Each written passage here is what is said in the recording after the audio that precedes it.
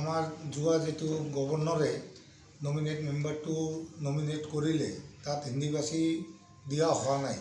এইটোৰ কাৰণে আমি অলৰেডি প্ৰটেষ্ট কৰিছোঁ। আজি আমি এটা সিৰিজ অফ এক্টিভিটিজ আৰম্ভ কৰিম। আমি গান্ধীৰ নীতিৰ ওপৰত আমি আন্দোলনটো কৰিম, যাতে আমাৰ হিন্দীভাষী সমাজৰ পৰা এজন মানুহক 6জন নমিনেটেড দিব লাগে।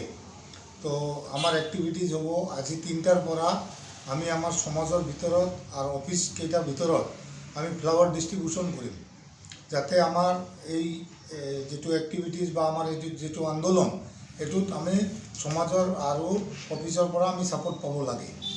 আৰ দ্বিতীয় কাম হ'ব কালি আমি ব্ল্যাক বেজ হেৰি কৰিম। সবে আমাৰ সংঘ যিমান হিন্দীভাষী মানুহ আছে তেওঁলোকক আমি ৰিকোয়েস্ট কৰিম ব্ল্যাক বেজ লগাই পেলাই এটোৰ এগেইনষ্টত প্ৰটেষ্ট কৰে, যাতে আমাৰ হিন্দীভাষী সমাজৰ মানুহ ঘুমাব লাগে। থাৰ্ড ডে আমি সিগনেচাৰ ক্যাম্পেইনিংৰ প্ৰোগ্ৰাম কৰিম।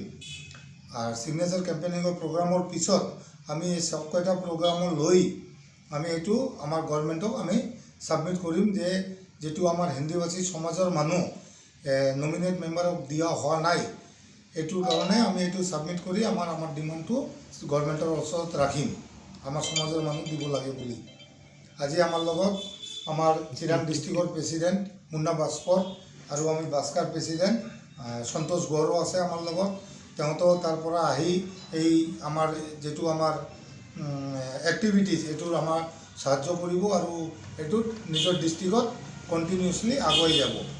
যদি এইটো কৰাৰ পিছতো আমি কিবা ৰেজাল্ট নাপাওঁ তেতিয়াহ'লে আমি আৰু এই আন্দোলনটো এক্সটেন্ড কৰাৰ বাবে চিন্তা কৰিম।